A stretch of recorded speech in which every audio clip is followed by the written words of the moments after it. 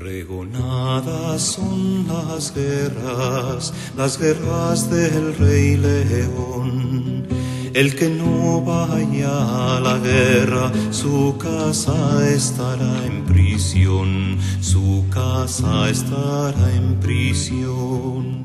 Ahí hablará un renegado que a su mujer maldició, reventada sea salda por mitad del corazón, por mitad del corazón.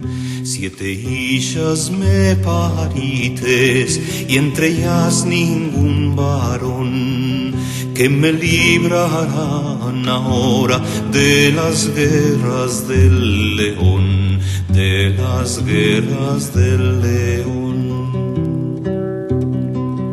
No mos maldiga mi padre, no mos maldiga, no. No maldigas a mi madre, porque no parió varón, porque no parió varón. Dame armas y caballo, vestimenta de varón. Vos libraría a mi padre de las guerras del león, de las guerras del león.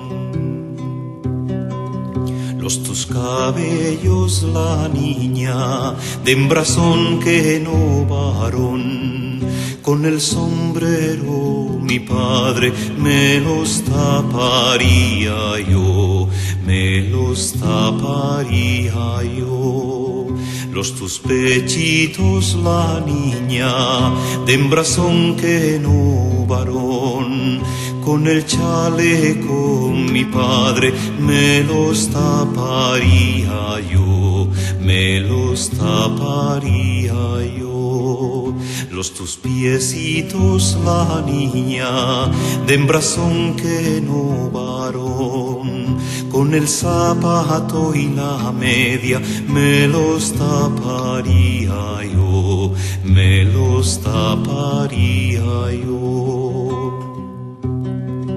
Ya cabalgaba la niña, cabalgó más que un varón, y a la entrada de la guerra los 100 moros ya mató, los 100 moros ya mató. Y a la segunda batalla la guerra niña ganó, y a la tercera batalla sombrero se la cayó, sombrero se la cayó. Todos dicen a una boca, hembra es que no varón. Decía el hijo del rey, por mujer la llevo yo, por mujer la llevo yo. Se la echará en sus brazos y a su casa la llevó.